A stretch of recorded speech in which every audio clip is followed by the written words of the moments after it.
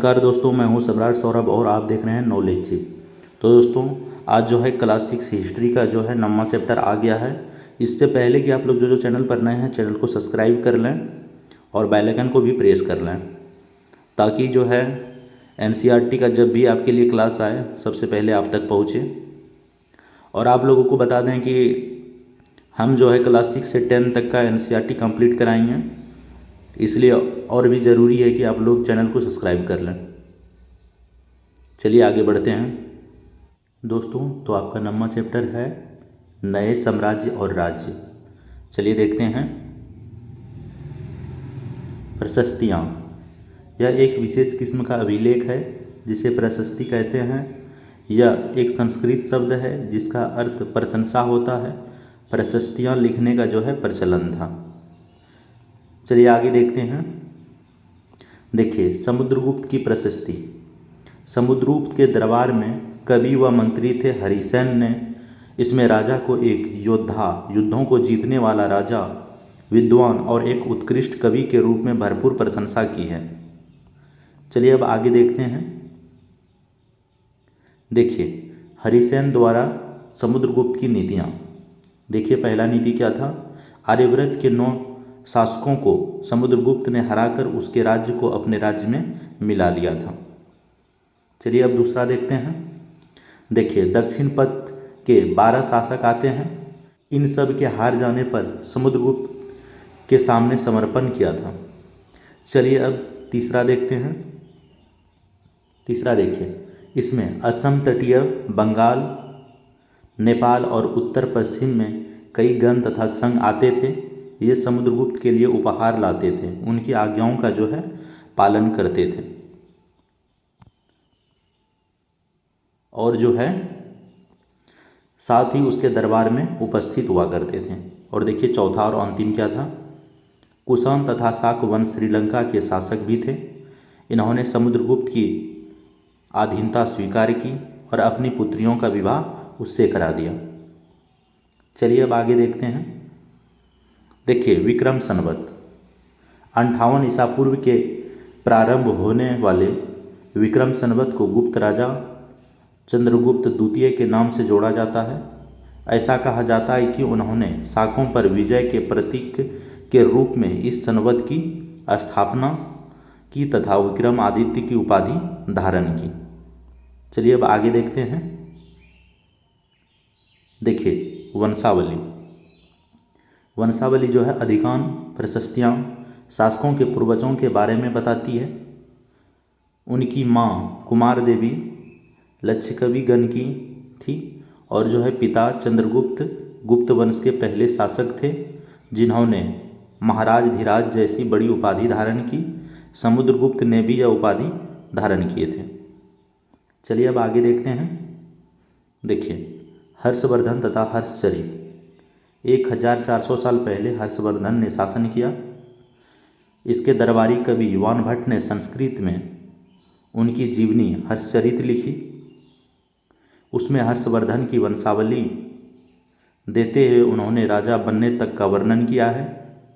और जो है चीनी यात्री स्वयंसंग हर्ष के दरबार में रहे थे और देखिए उन्होंने वहाँ जो कुछ देखा उसका जो है विस्तृत विवरण दिया है। देखिए, थानेसर के राजा बने। मगध और बंगाल को भी जीतने में उसे सफलता मिली थी। दक्कन की ओर बढ़ने की कोशिश की, तब चालुक्य नरेश पुलकेशिन द्वितीय ने उसे रोक दिया। चलिए अब आगे देखते हैं। देखिए, पल्लव, चालुक्य और पुलकेशिन द्वितीय की प्रशस्तियाँ। इस काल में पल्लव और चालुक्य दक्षिण भारत के सबसे महत्वपूर्ण राजवंश थे। पल्लवों का राज्य राजधानी कांचीपुरम के आसपास के क्षेत्रों से लेकर कावेरी नदी के डेल्टा तक फैला था। और देखिए, जबकि चालुक्यों का राज्य कृष्णा और तुंगभद्रा नदियों के बीच स्थित था। चालुक्यों की राजधानी ऐहोल थी। यह एक प्रमुख व्यापारिक केंद्र था। और देखिए धीरे धीरे जो है यह एक धार्मिक केंद्र भी बन गई। वहाँ जो है कई मंदिर भी थे। पल्लव और चालुक्य एक दूसरे की सीमाओं पर अति आक्रमण करते रहते थे। चलिए अब आगे देखते हैं। देखिए, पुलकेशिन द्वितीय सबसे प्रसिद्ध चालुक्य राजा थे। उसके बारे में हमें उनके दरबारी कवि रविकृति द्वारा रचित प्रशस्ति से पता चलता है। रविकृति के अनुसार उन्होंने पूर्व तथा पश्चिम दोनों समुद्री तटीय इलाकों में अपने अभियान चलाए। उसके अतिरिक्त उन्होंने हर्ष को भी आगे बढ़ने से रोका था। चलिए अब आगे देखते हैं। देखिए, इन राज्यों का प्रशासन कैसे चलता था। देखिए, इन राज्यों का जो है प्रशासन कैसे चलता था। प्रशासन की प्राथमिक इकाई गांव होते थे, लेकिन धीरे धीरे कई नए बदलाव आए। और देखिए नए बदलाव क्या क्या थे। कुछ जो है महत्वपूर्ण प्रशासकीय पद आनुवांशिक बन गए। कभी कभी एक ही व्यक्ति कई पदों पर कार्य करता था। वहाँ के स्थानीय प्रशासन में प्रमुख व्यक्तियों का जो है बहुत अधिक बोलबाला था। चलिए अब आगे देखते हैं। देखिए, एक नए प्रकार की सेना संबद्ध भूमि से कर वसूलते थे, जिससे वे सेना तथा घोड़ों की देखभाल करते थे। साथ ही वे इससे युद्ध के लिए जो है हथियार जुटाते थे। चलिए अब आगे देखते हैं। देखिए, दक्षिण के राज्यों में सभाएं। पल्लवों के अभिलेखों में कई स्थानीय सभाओं की चर्चा है। इनमें से एक था ब्राह्मण भूस्वामियों का संगठन, जिसे सभा कहते थे। ये सभाएं उप समितियों के